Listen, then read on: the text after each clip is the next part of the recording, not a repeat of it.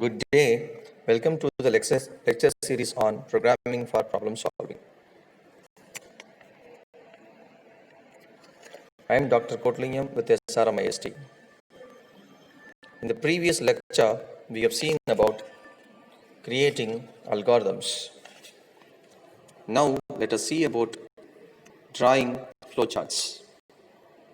See, there are two distinct ways an algorithm can be expressed. Number one is a flowchart, and number one is a pseudocode. We will see pseudocode in the next lecture, and let us see about the components, the things we have to learn for drawing a flowchart. A flowchart is a type of diagram that represents a workflow or process. It can also be defined as a diagrammatic representation of an algorithm, a step-by-step approach to solve a task. A sequence of operations to be performed. I mean, a flowchart represents or illustrates a sequence of operations to be performed. Each step represented by a different symbol.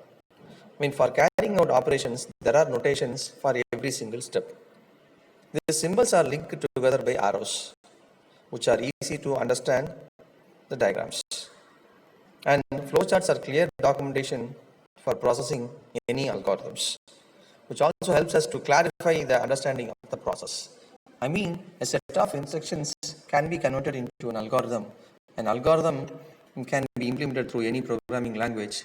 Before doing this task, we need a flowchart for drafting an algorithm.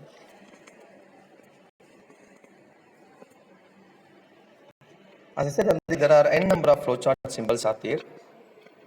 Let us deal with some basic symbols: terminator, process, arrow, decision, and input and output symbol.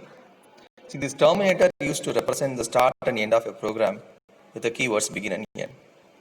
An algorithm always starts with the terminator with the keyword begin and ends with the keyword end. Process, an instruction, this is to be carried out by the program. What instruction you give can be represented as process in the flowchart. You can connect the process or you can connect the terminator using arrows. At instances, you can use decisions symbol to take a decision. Say, for example, if x is equal to 0, if it is yes, you can proceed to a different instruction. If no, you can proceed to another instruction. I mean, they all comes under this, decision symbol. This input and output used to represent data entry by a user or the display of data by the program. Subprogram references another program within the program. I mean, this entity, this subprogram entity notation references another program within the program. So these are various available symbols for constructing a flowchart. There are n number of symbols are available which can be used in instances whenever there is a requirement. Very familiar symbols like terminator, process, decision we have seen in the previous slides. It's delay, data, document, and you can see this manual loop limit, stored data, database is a very familiar symbol.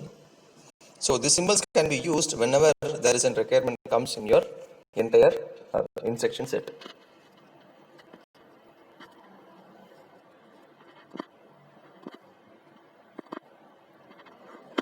These are the various guidelines for preparing a flowchart. As I said already, your flowchart must be logically ordered. I mean, the sequence must be logical. Ensure that flowchart has logical start and stop. As I said earlier, we have a terminator, we have a beginner, and we have an end. The direction must be from top to bottom only. And this 4, 5, and 6 are very, very important while knowing about this flowcharts. Only one flow line is used with the terminal symbol.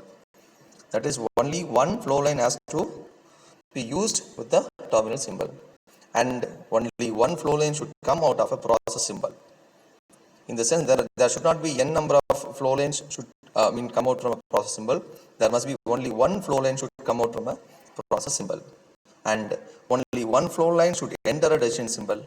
But there can be n number or multiple lines may leave the decision symbol. We are continuing this guidelines for preparing flowchart. Write briefly within the symbols. You should not write an entire story in every symbol. You can write a crispy keyword or a crispy abstract or crispy brief things can be written in the symbols. Use connectors to reduce number of flow lines. You can use n number of connectors that are available in the symbol set to reduce the number of flow lines. And one flow line should not intersect with other flow line. You should avoid intersection of flow lines. Test the flowchart through simple test. You can give a simple input. Suppose you are adding two numbers, you are drawing a flowchart. You can give a number and test it whether it is going the right path or not. And your flowchart must be clear, neat, and easy to follow. Example: addition of two numbers.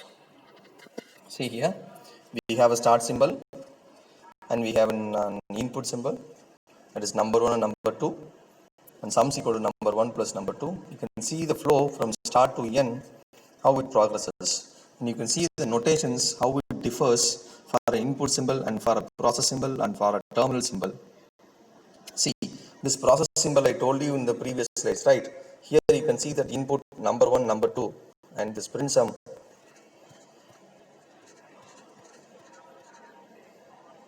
Yes.